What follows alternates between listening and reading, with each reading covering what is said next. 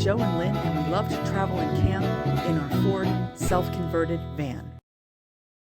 This is our 2015 Ford Transit van. It's a medium roof, which is perfect for us. It's 157-inch wheelbase, which we also like.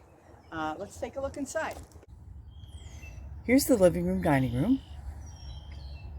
We each have a place to sit and eat and work on our computers.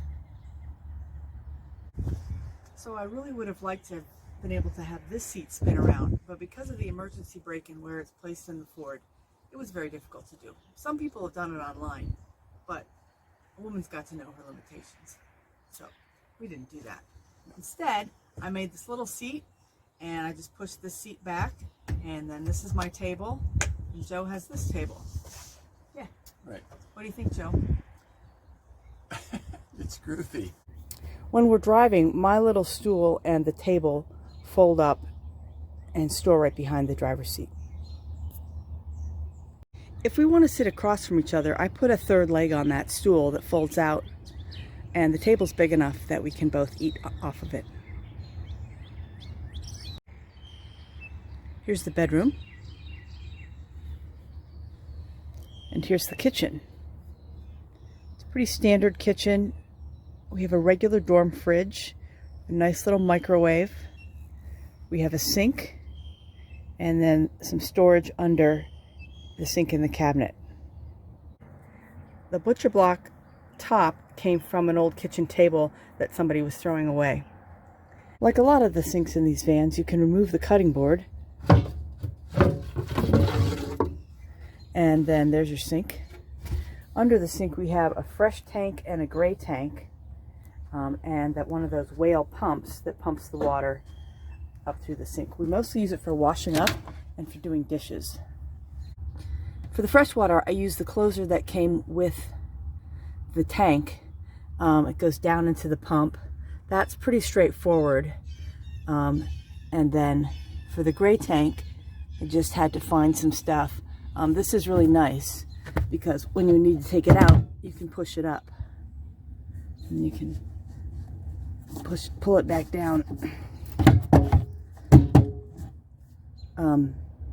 to keep it from leaking. I made the compartments on the door with some scrap wood and some wire mesh that's supposed to cover up gutters. Just pounded it out flat and then stapled it on. That way I can see what's in there. And they cost me hardly anything. Under here we have a medicine cabinet. In a toolbox, we have a box which we have extra electrical stuff, and we have our DVDs. We also have a place where I can keep all kinds of extra linens. I tried to use all the space that I could. This faucet is a cold water only faucet, and that's the way to go. It only has one input, so you only have one thing to attach the pump to instead of having an empty one for the hot water hanging down. So in our kitchen, we have this little pull-down cupboard. It was a pull-out drawer in the cabinet when I bought it, but I put hinges on it and let it go down. These are just 2 Foots containers that have lots of kitchen stuff in them. Under here is our silverware drawer, and here is the stove. This comes out on hinges. I didn't know if we would cook on the microwave or the stove very much, because when we first started camping, we cooked everything on our little BioLite stoves and fire. We use them a lot now that we have them. It's a lot easier. We bought a completely empty van, and to finish it off, I used 1-inch styrofoam on the walls and on the ceiling, and then 1/4-inch masonite with the white surface. Over the sink though, instead of the masonite, I used pegboard, and that way we hang a lot of our tools from there. It's very handy. We have some storage in the built-in bins above our seats. I put some boards up there and just screwed them into the plastic so that things wouldn't fall out. There's a little storage container up here. It has a lot of twisties and plastic bags in it right now. Emergency light. Keep our hats there. Easy reach. I built all the rest of the storage in the van as sort of open shelves with 1x4 pieces of wood and 3/8" plywood. Just screwed them right into the metal. So up here we have our kitchen stuff. We have our bowls, and I don't like things to rattle around, so I make little containers for everything. Use these little test tubes for different kinds of spices. And then if I need a lot of the spice, like we really like fajitas, I have a bigger container for that. Back here we keep all of our clothes. We also have our little DVD player, and we have a Roku in here for the TV as well. We love watching TV in bed, so it's on an arm that can swing out over the bed. We both have little containers to keep our bedside stuff in. We both have chargers that run up to them, so we can just leave our phones in there charging at night. Mine is a double, so I can charge my Kindle and my phone at the same time. The bed is super comfortable. It's a foam mattress. We love our bed. We have privacy curtains for the side window and for the 2 windows in the back. They just go up with magnets, instant privacy. And you can see my video about privacy and screens for more on how we keep the bugs out and how we have privacy up front. So we have a lot of storage under the bed. One thing I realized when we first started camping was that we needed a place to put our shoes. So I cleared out a spot for that. The shoes go under there. And we have lots of other types of things, food storage, our towels, our electronics. We even have a pull-down place where we keep our guitars, and those bags in the back are amps. This is where we keep our kettle. It just pulls out when we need it, pushes back in when we don't. And there's a power strip right behind there. Makes it very easy to plug in and make some coffee or tea.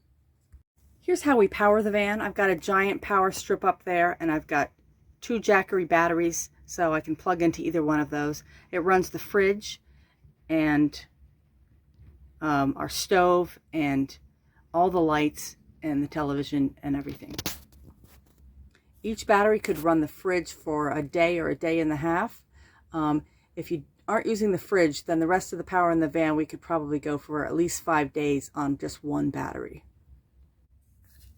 Here's where the shore power plugs come in, and I have that big power strip plugged into them. I also have a 12-volt extension so that if we're driving someplace we can't plug into shore power and we can't use the solar panels on the roof or anything, then we can plug in to the 12-volt and charge one of the batteries. The only cut that we've made through the outside of the van at this point is for our shore power plug. It was pretty easy to put in once we had the right drill bit. This is the storage in the back of our van. We have our power cords here on the outside of the box. These boxes just slide out.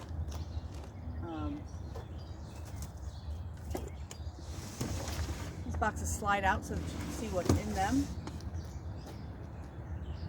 Keep a water container in the back, and we fill it up before we go camping. With the bed in the upward position, you can see things a little bit better. So here we have the 2 Jackery 100-watt solar panels that are stored on the back of the bed. We have a pouch there where we keep snorkel equipment, towels, winter clothes, whatever the season calls for. We keep our bike stuff over here. Those helmets are just hanging from a hook on the bottom of the bed. We've got some storage here for bike shoes and such. There's our kindling and our BioLite stove. We love the BioLite stove. Here's like a ton of storage, and then a smaller thing of storage that we don't really need, but I have it in there for now. We have an emergency toilet that comes with plastic bags, and we have this shelter that we can set up. It's a pop-up shelter that we can set up for that if we need it. And we also have a battery operated shower, or a rechargeable shower that we can use. But we haven't ever used any of those things yet. So we have plenty of storage back here. And these are our Rocky mounts where we keep the bikes.